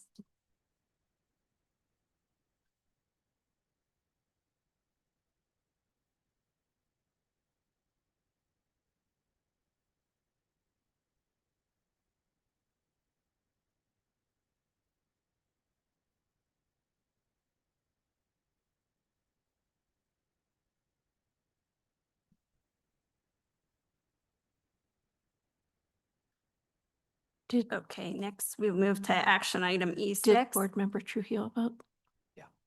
Okay. Next, we move to action E6, receive, discuss, and take possible action to approve the, action E5, receive, discuss, and take possible action to revise the FY 26-27 budget. Madam Vice President, members of the board, cabinet, community members. So every year we have a budget proposed and adopted, and then we have the opportunity to revise the budget in December, and then we have to revise the budget by May 15th. So we're bringing to the board's attention the FY 26 budget revision number 2. Want to do some overview, key state budget factors, as I've told told the board back in the proposed budget and the adopted budget, kind of the base level amount, the transportation support limit. Now, there is one thing that I do want to mention is the AEL, which is the aggregate expenditure limit. It has been overridden for fiscal year 26. When we come for the proposed budget in June for 27, the AEL has been overridden for 27 as well. So last year, Governor Hobbs, when we got the state budget, it was a two-year overridden for 26 and 27. So budget revision number 2 is before you. You'll see we adopted the budget on July 8th. We did our first revised budget on December 2nd, and we're bringing the revised budget number 2 on May 14th tonight. So I kind of did a difference from the column on the far right is the difference between the December 2nd revision and the May 14th revision. And as you'll see, not much has changed. There's about $300,000 difference. And when we did the revised, this is the M&O budget, when we did the revised budget in December, we had to, obviously December 2nd, we had to have our board documents in by November 17th. So as you can see, on November 17th, we projected that we would end the year, June 30th, at 50.727 million. In our May budget revision, we have increased that by almost $300,000 to 51.026 million. If you do the math, in November, we were 99.4% accurate on what we projected our numbers to be. 99.4% accurate. That shows us our finances are being stabilized. We're presenting accurate data to the board, and we're presenting accurate data to the community. So I wanted to throw that out there is we are adjusting up. So that is based on the base level control limit, which is the $266,000 we're seeing in there. On the DAA budget revision, we are revising down on this one. And this one is because we had a purchase that was received in December, that was received prior to June 30th of last year. And you'll see that in the budget balance carry forward. So because we received the items prior to June 30th of 2025, we had to pay for it in last year. So when we come for the proposed budget and the adopted budget for 27, you'll see the budget balance carry forward. That's really the thing that's going to only change in the capital budget. Now, as we just heard about the bond, why do we go out for bond? And you heard Randy talk about there was lawsuits in 94, lawsuits in 98. There's some ongoing lawsuits currently right now with the capital means. So you'll see our capital budget is about $7 million. We have buildings that are over 100 years old. It takes a lot of money, a lot of capital to renovate those buildings and get them up to code and get them to where it's safe for the students. So with $7 million and a district this size with our buildings, we're not going to get there fully. And that's what the bond capacity is. But I do want to mention bring to your attention the base level amount, the $549.45. That's how much we get per pupil for prior year. So that number is, for example, next year's capital budget, we already know because it's based on this year's 100th day number. That $549, what pretty much stayed the same since like 2008. It had a minor increase in 2022, 2021, but it's nowhere near what we need to be. And we were at a law conference earlier this year. We are about $2 trillion behind, or not trillion, $2 billion behind what we should actually be funded from schools through the capital. So we are way far behind on our capital. With that, that's our budget revision for 26, and take any questions you may have. Thank you. Do we have any questions?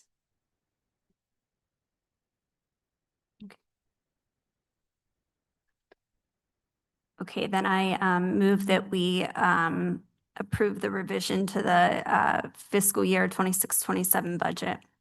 May I have a second? This is Carmen Trujillo. I second the motion.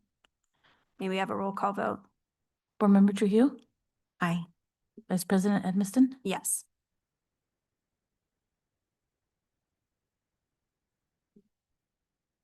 Okay, next, we move on to action item E6, receive, discuss, and take possible action to approve the Prop 301 plan.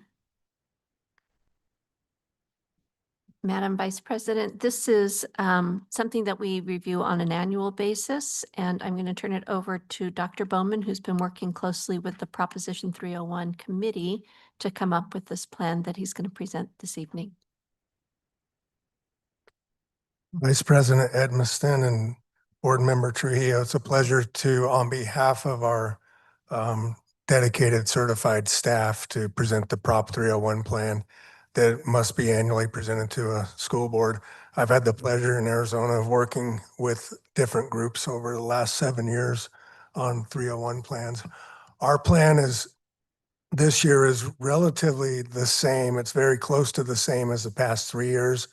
We made significant changes. I know Board Member Edmiston, you're new. In 21-22, we made a significant change where we shifted a lot of our allocation of the 301 funds from actual performance to base.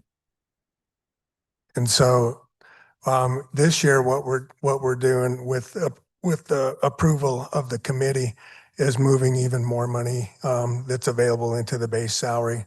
That move allows us to, it's one of the pieces of the puzzle that's going to allow us to do a 3% increase in compensation that you're seeing that's going to come later. So that's the order of events, is the 301 plan. We send it only to those who qualify. There were 321 staff members who qualified to receive 301 funds. And of the 321 staff members who received the opportunity to vote on it, we had an 87% response rate, so not all voted. But statutorily, we must have 70% of those who are eligible vote. And of those who vote, we must have greater than 70% of approval of yes. So it's really exciting, again, to share on behalf of our staff. We had a 85% approval of yes for the current year. The key differences are we have more into the base salary that I already mentioned, and then we're also starting a longevity pay plan similar to our support staff that's already in place. Actually, it's the same as the support staff. So that all comes from allocating additional funds out of the CSF for those two purposes and to continue doing what we've been doing. So that's, I know I have slides here. I think I might have covered all of that. I just got talking, and then this shows you this chart that you can see up on display. Those are those that voted. So you can see of the voted ones, we had 275 of the votes represent the blue, and 5 people voted no on the plan. So we have a overall, just of those who voted, 98% approved the plan.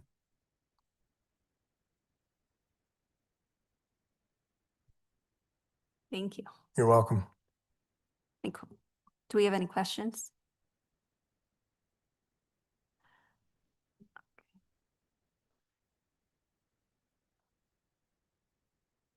All right, then I move that we approve the Prop 301 plan as explained. May I have a second? This is Carmen Trujillo. I second the motion. May we have a roll call vote? Board Member Trujillo, Happy yes. Vice President Edmiston, Yes. Okay, next we're going to move on to action item E7, receive, discuss, and take possible action to approve staff compensation increase addendum for 26-27. Madam Vice President, you heard a lot of comments this evening in our public comment about this item. Again, Dr. Bowman will be talking about the proposed plan. And if there are budgetary questions, Mr. Whittle will be able to respond. But I'm going to start with Dr. Bowman. Thank you, Dr. Gonzalez. This is, again, tremendous to be able to be here to recommend that we're able to offer a compensation increase to our staff. It's at different tiers as I think's in the narrative, but we wanted to have our support staff get a greater percent than our certified staff and administrators getting the least percent.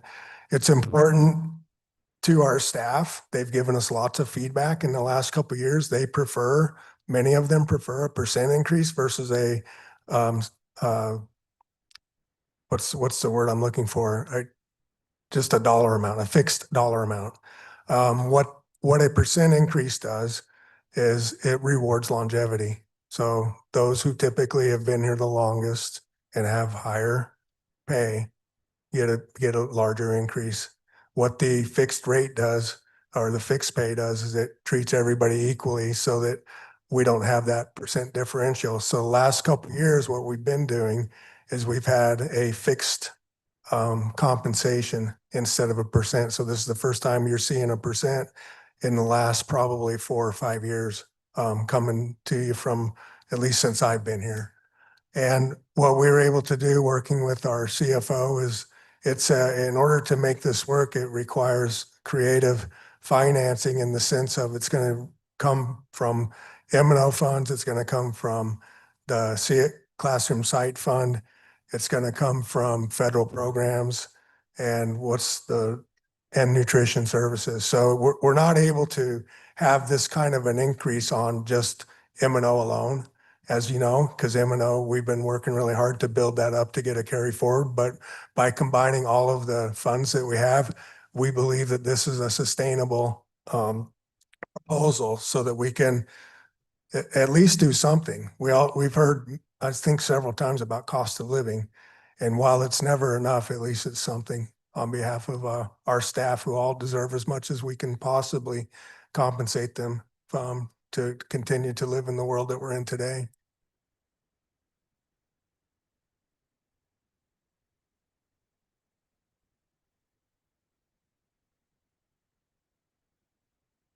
So I think that's it. Is there any questions?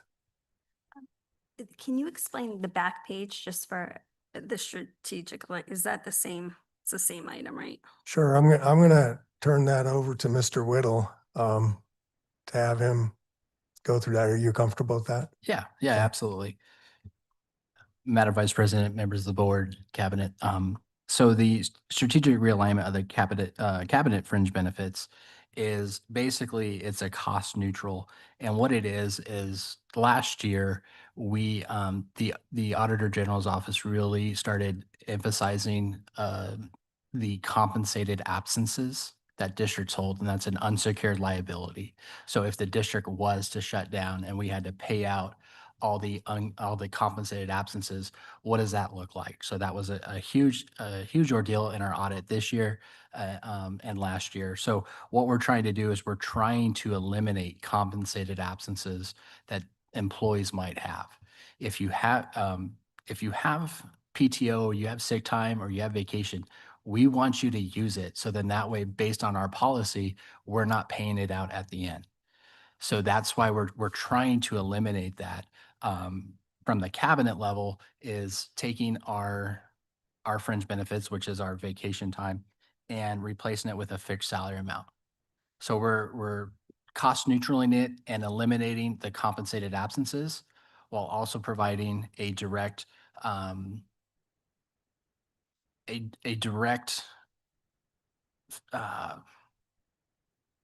transition to meeting better or meeting more strict audit requirements in the compensated absence program.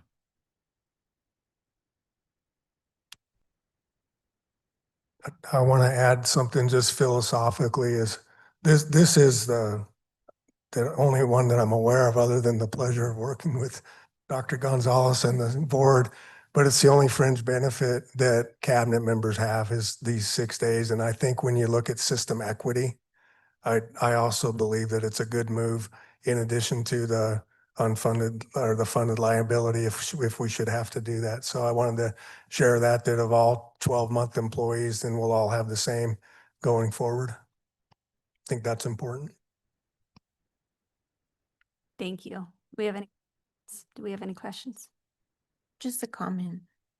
Thank you very much. I just wanted to thank Dr. Bowman and his team for all the work that's gone into this item and our previous item. I can't tell you how many times I hear relieved comments just at how approachable and just open you are to having conversations that might be difficult or I'm just really glad you're here and these systems that you're putting in place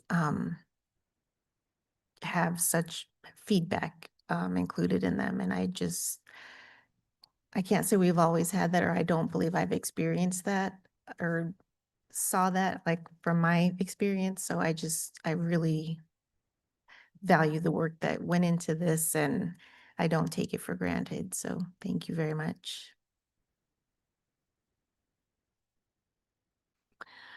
And I have a couple questions about this, just clarifying questions, and I do apologize because these were kind of like late coming up, but I do think that they're important just so that people can understand. When you say that it's cost neutral, but that the value of the 6 days will be converted into the base salary, how does that work? 'Cause- Yeah, absolutely. Great question. So we're not carrying that liability anymore. We are eliminating that liability in the future years to come. So it is going to be a cost neutral. Actually, it's going to be a cost savings because what cabinet members would have had, we would have had 6 days every single year. And now eliminating that and putting it to the base salary in the subsequent future years is where we're not carrying that liability anymore. Okay, thank you. I think that that's all for now. So I move that we approve the staff compensation increase addendum for 26-27. May I have a second? This is Carmen Trujillo. I second the motion. May we have a roll call vote? Board Member Trujillo, Proud, yes.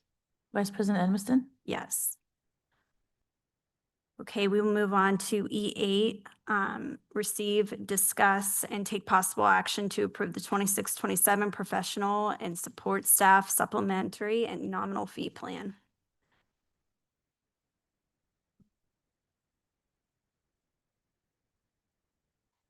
Madam Vice President, this is another example of the work that goes into determining staff compensation.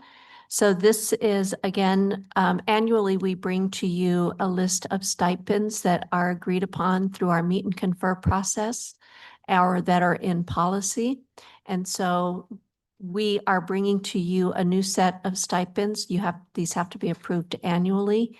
And we are also including in these stipends the pay for performance that we had talked about with, in particular with transportation, where when you meet certain performance indicators, that will give you a stipend increase to your base salary. It doesn't, they're stipends because they don't change your base. They change an annual gift of money. I shouldn't say gift, an annual bonus to your base. So that's why the stipends have to be approved on an annual basis, and it's based on our funds that are available. So I'll turn it over to Dr. Bowman to talk a little bit more about the process and why we believe that the stipends are important. And then again, Mr. Whittle will answer our fiscal questions about how we can afford anything.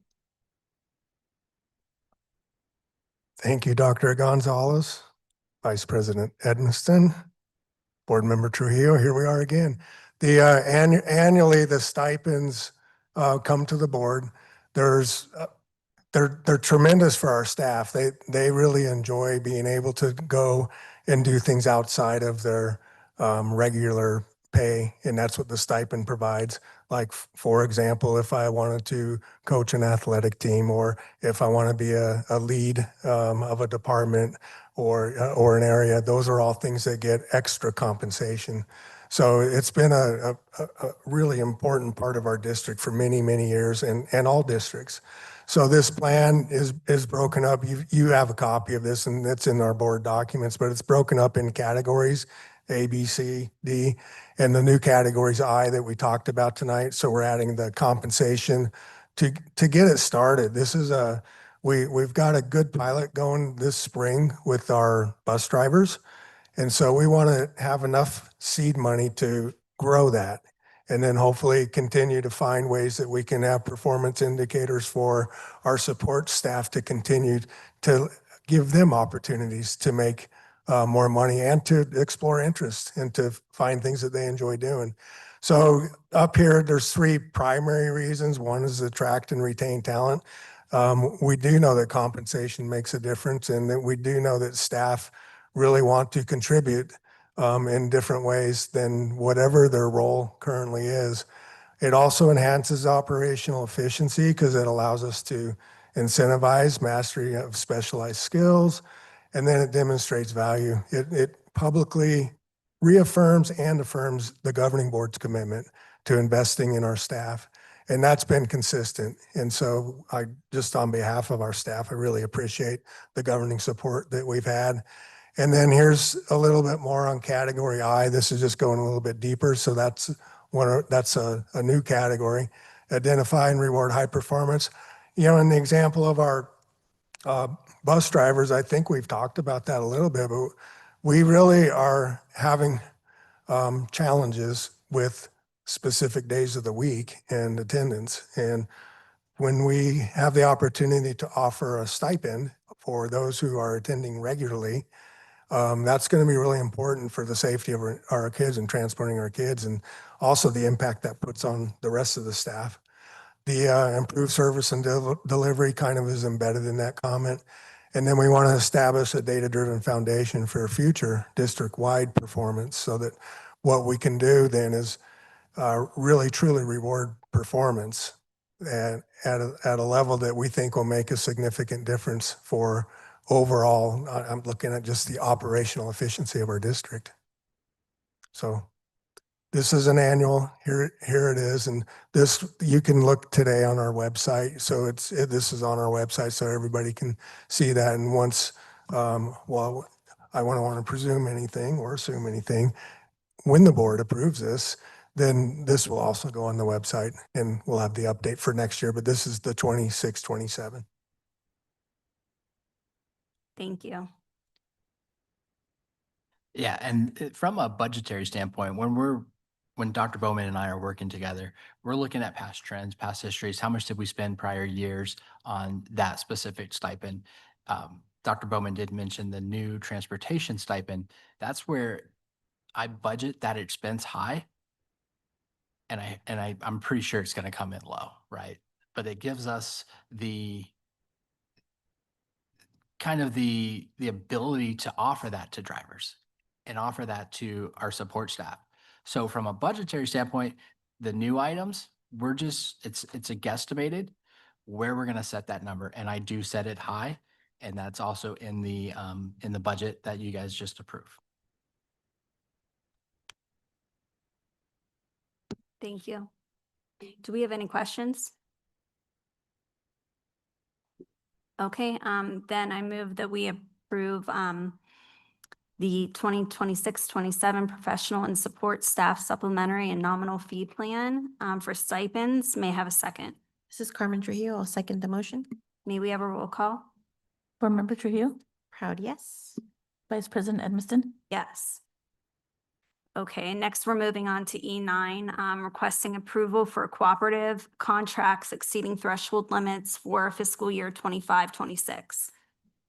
Madam Vice President, this evening we have Mr. Whittle and Ms. Morales who are going to talk about the cooperative contracts. And we discussed this in our board preparation for our board agenda preparation, and we recognize that it can be confusing to people. So we wanted to make sure that we were able to provide a presentation so that it would make sense to others that weren't able to be part of that. So I'm going to turn it over to Mr. Whittle and Ms. Morales now. Madam President, members of the board, cabinet. Again, thank you for allowing us to speak on behalf of our cooperative contracts. Our cooperative contracts are exclusive for our purchasing department. That's why we have our purchasing procurement manager here. And Ms. Sarah Morales will talk about the cooperative contracts. Hello, Madam Vice President, board members, staff, community.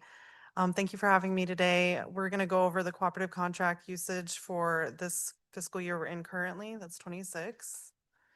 Some background information is before each fiscal year, the board reviews a list of cooperative contracts expected to be used throughout the year.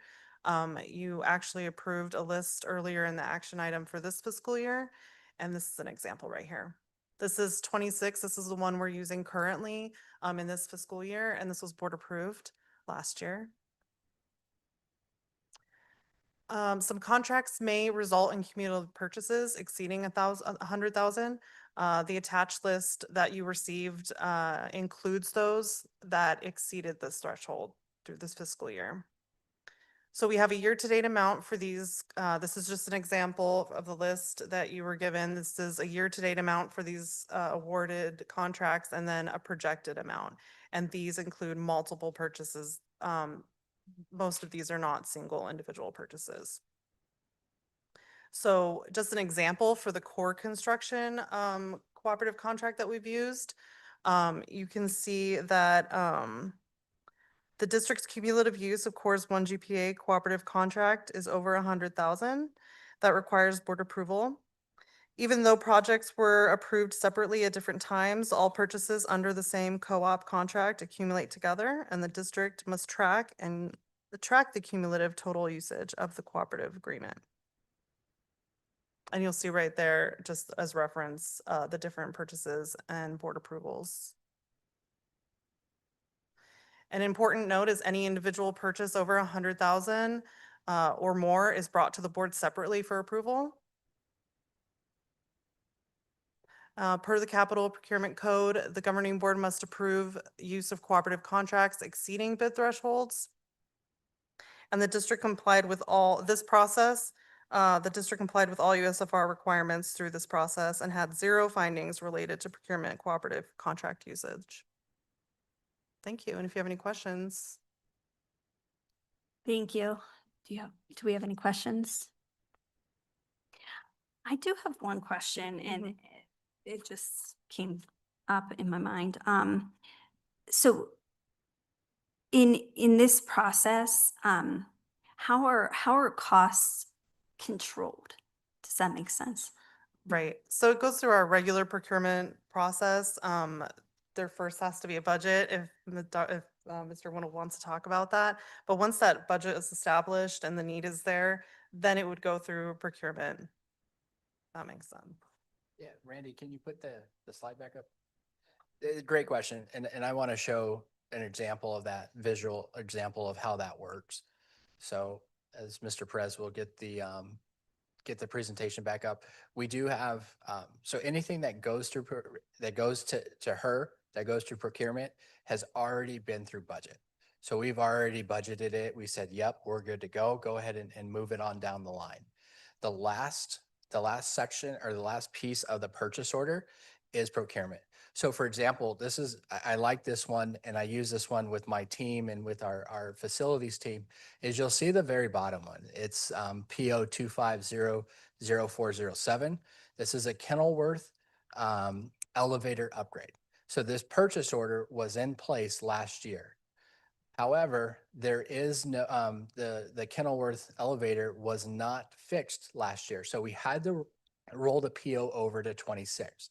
We set the budget in June and July of 2025 that we were going to spend $310,000 on that elevator. However, because we're in school and we cannot do a disservice to our students on using the elevator, we had to wait until next month.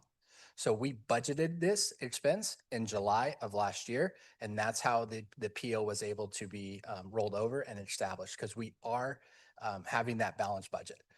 Anything that goes to procurement has already gone through budget, and we've already approved that we do have the finances to sustain that purchase.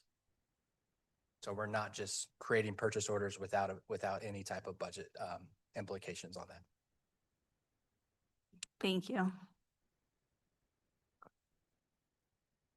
That's all the questions I had.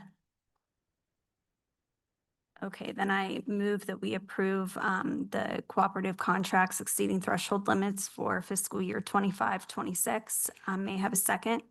This is Carmen Trujillo. I'll second the motion. May we have a roll call vote? Board Member Trujillo, Aye. Vice President Edmiston, Yes. Okay, next we're moving on to E10, requesting approval of firewall service agreement to allow its transition to the Palo Alto Secure Firewall for the next 5 years. Thank you, Madam Vice President. We'll turn this over to Dr. Elshire and Mr. Baruman. This is an important safety feature for our district, and I'll let them talk more about that. Good evening, Vice President Edmondson, to our board, to our cabinet, to our community. Thank you very much for the opportunity to explain some very important upgrade to our internal systems. Before you tonight, as was just presented, is a request for an expenditure over $100,000, which is to upgrade our firewall. The firewall, as I won't assume, but a firewall is essentially the digital bouncer. It is there to protect our students and to protect our staff from outside entities that may be coming in and trying to infiltrate our systems. Everything from trying to get things in front of our kids to infiltrating our payroll systems and so on and so forth. The current system that we have in place, I believe, is over just about a decade old. So in the life cycle of technology, it's ancient and is needing upgrading. This is coming before you as an investment into for the next 5 years to make sure that we have this protection in place. We would be using E-rate for this expenditure. So the E-rate is actually a federal program that provides about 20 to 90% of the cost for these type of internal plumbing maintenance and operations when it comes to technology. So we're not really actually going to the bottom line of M&O for these types of expenditures, and it is how our district tends to pay for these sort of technological upgrades when they are necessary and needed. I provided the board with an update on April the 3rd, kind of covering everything from what this does to how we are utilizing E-rate and what that federal program is. The only difference tonight before you is we actually have a better vendor. At that time, I was citing Cisco Systems. Since that April, our team has continued to dig to find even better vendors to work with, and both in pricing and in service, Palo Alto came out on top. So before you tonight is the request to go ahead and approve that expenditure, and happy to take any questions. Thank you. Okay.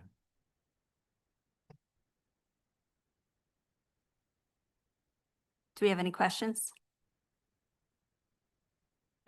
I do have a question.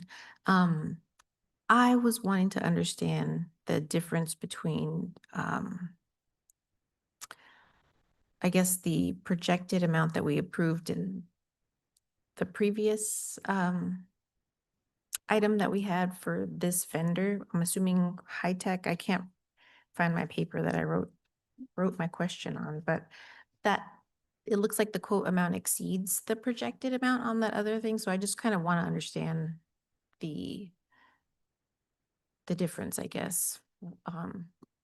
Yeah, absolutely. Great question. So the other amount, the reason those are purchase orders that are currently in our system. Place. This, because it hasn't been approved by the board, because it is over 100,000, it is not in our accounting software.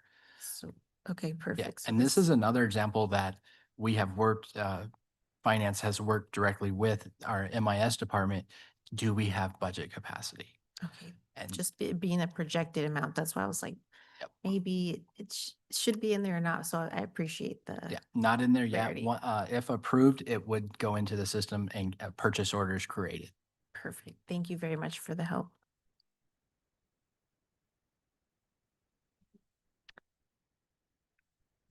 Okay, then I move that we approve the firewall service agreement to allow its transition to the Palo Alto Secure Firewall for the next 5 years. May I have a second? This is Carmen Trujillo. I'll second. May we have a roll call vote? Board Member Trujillo, Aye. Vice President Edmiston, Yes. Okay, next we are moving on to action item E11, receive and discuss revised ASBA advisory policy recommendations as a first reading. Madam Vice President, we review policy regularly with the help of ASBA Policy Services. And so what you see in this slide is just a quick overview of the policies that are in your packet for this. Policy EA are support services goals and priority objectives. This is related to safety planning, and the change that you see is related to removing language from transportation. That's been moved to another section of policy. Policy EB is our safety program, and that actually expands language for expanding the definition of what a school resource officer or a school safety officer entails. And it also includes the development of an emergency response plan and safety assessments that would occur every 5 years. Policy JLF is reporting of child abuse and child protection. This has updated statute language that we want to make sure is included in our policy. And then JLIF, sex offender notification, has a new section that adds what a level 1 sex offender is according to ARS 13-3825, so that we are making sure that our policy is up to date with state statute. So this is your first reading. And I know you had this in a board packet a few weeks ago, but if you have changes or recommendations to what staff has recommended from the ASBA Policy Advisory, we can accept that feedback now, and we will bring in June a second reading for an action to vote. Point of inquiry? We will have a second reading then before a final vote. Yes. Do we have any questions this evening? Okay, then I move the first reading. May I have a second? I don't think we need an approval for this one. Yeah, you don't actually we- need an approval. It's just if you have language that you Okay. want to give to us to change anything that you read in the update that had been Okay, provided earlier. And point of inquiry on that, we can submit that prior to the next board meeting. Yes. Thank you. So Okay. we can just move on to the next agenda item. Thank you. Okay, then we're moving on to action item E12, request approval of the Chess Building Teams GMP 1 guaranteed maximum price for Edison Elementary renovation. Madam Vice President, members of the board, cabinet, again, thank you for allowing us to speak on behalf of our GMP, which is the guaranteed maximum price. This is a procurement function. So we're going to turn it over to Sarah Morales and help explain this process. Hi, Madam Vice President, Board, Governing Board, Cabinet, Community, thank you for having us today. I'm actually going to present on our, on this from our senior buyer. She was not able to be with us tonight, but she ran this and did a great job. This presentation outlines the procurement process, the importance of a GMP approval, and the administration's recommendation to move forward with phase 1 of the Edison Elementary renovation project. The approval of this GMP represents an important step in advancing the district's vision for Edison Elementary and supporting the continued development of the zoo school model in partnership with the Phoenix Zoo. So this is the RFQ process, CMAR, that we, if you, right there, let's see, project planning, yes. Identify the requirements in February to July of 2025. We drafted the RFQ in July to August of 2025. Established the timeline, contract terms, and finalized the scope. We issued the RFQ in August to September of 2025. We evaluated proposals in October of 2025. And we had, okay, the evaluation, yeah. And then the contract was awarded by the governing board in November of 2025. And that's when we entered into contract negotiations for construction services with Chase Building Team on November 13th of 2026. 2025. I think that's wrong. Okay, so we're at the step now where Chase has worked with our architect to create the guaranteed maximum price for Edison. This is phase 1 of Edison. The approval of phase 1 of Edison's guaranteed maximum price will allow the district to move forward with critical early site work, including improvements to parking lots and playfields. Authorizing this phase at this time is important to ensure these components can be completed during the summer months while students and staff are off campus, minimizing disruption to school operations and maintaining project momentum. Why does the GMP approval matter? GMP approval with PESD and Chase Building Team enables delivery of Edison Zoo School model with the Phoenix Zoo, supports immersive and hands-on learning through purpose-built ecosystem-inspired spaces for our students, aligns the facility with the district's educational vision and maximizes community value. And it's our recommendation that the governing board approve Chase Building Team's GMP for RFQ 25530. Construction manager at risk for Edison Elementary. If you have any questions, we do have Grace team and Chase to have, if you have any follow-up questions. Thank you. Do we have any questions?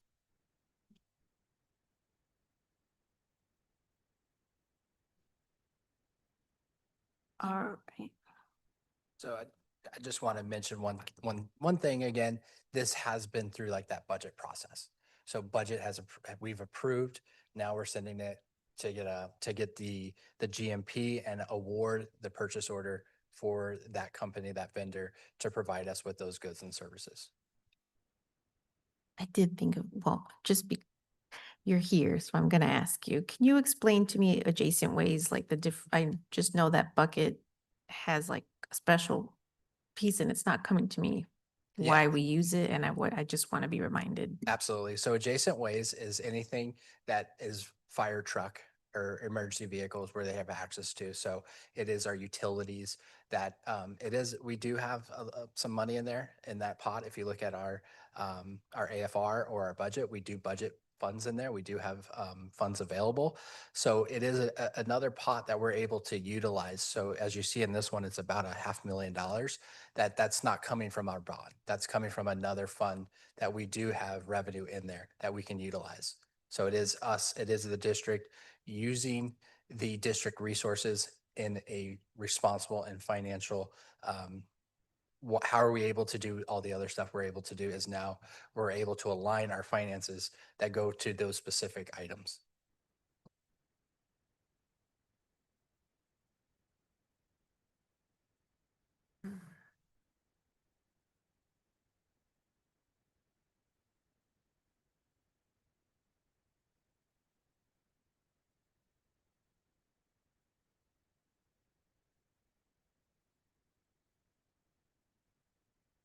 Any other questions? No. Okay, I move that we approve the Chase Building Team's GMP1 for Edison Elementary renovation. May I have a second? This is Carmen Trujillo. I second the motion. May we have a roll call vote? Board Member Trujillo, Aye.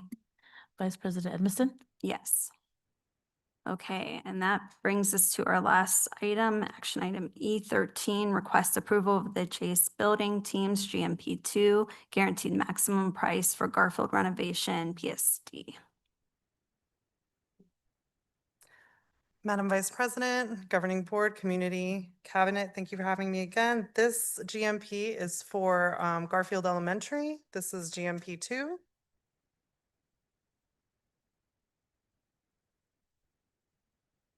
We're going to discuss, we're first going to discuss the approval timeline to provide context on where we are in this project and what we are requesting from the night. Project planning for Garfield's renovation began in September of 2024. After meeting with stakeholders and identifying needs, an RFQ/CMR was issued to select a construction contractor. Following the solicitation process, the governing board approved Chase Building Team to enter contract negotiations. After board approval of the Chase Building Team, the architects and Chase worked together to develop the first GMP, which included HVAC system replacements, LED upgrades, roofing improvements, and cafeteria renovation. Phase 1 of the Garfield renovation is now complete, and stakeholders and contractors are ready to move forward into Phase 2 of the renovation project. Approval of Phase 2 of Garfield's guaranteed maximum price will allow the district to move forward with critical early site work, including academic building upgrades. Authorizing this phase at this time is essential to ensure these components are completed during the summer months while students and staff are off campus, minimizing disruption to school operations and maintaining project momentum. Why GMP2 approval matters is authorize the project team to move forward and the construction and critical early site work to start. It helps maintain the overall project schedule and avoid delays that could increase costs. I cited an example of GMP1. We actually got owner return savings, so we didn't even spend the whole GMP with Chase Building Team, which is great. The GMP allows work to occur during summer and school breaks, minimizing disruption, helps ensure transparency and compliant with procurement rules and governing board requirements, protects the district from costs that exceed the approved GMP, except for the scope changes approved by the board, if that happens. Our recommendation is the governing board approve Chase Building Team GMP2 for RFQ 24-925, construction manager risk for Garfield Elementary renovation. And if you have any questions, we're here, and so is Chase and Grace. Thank you. Do we have any questions? Okay, then I move that we approve the Chase Building Team's GMP2 for Garfield renovation. May I have a second? This is Carmen Trujillo. I'll second the motion. May we have a roll call vote? Board Member Trujillo, Aye. Vice President Edmiston, Yes.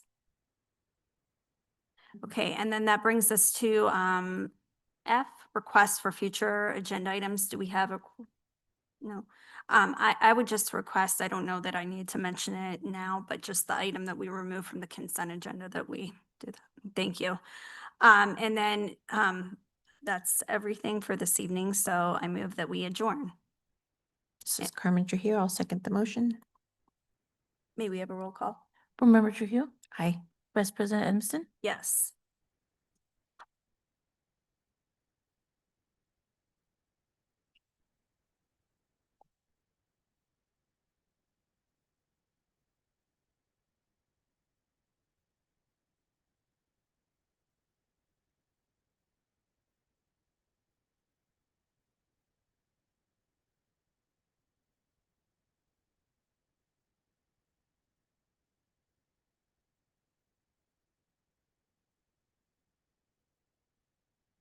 the time.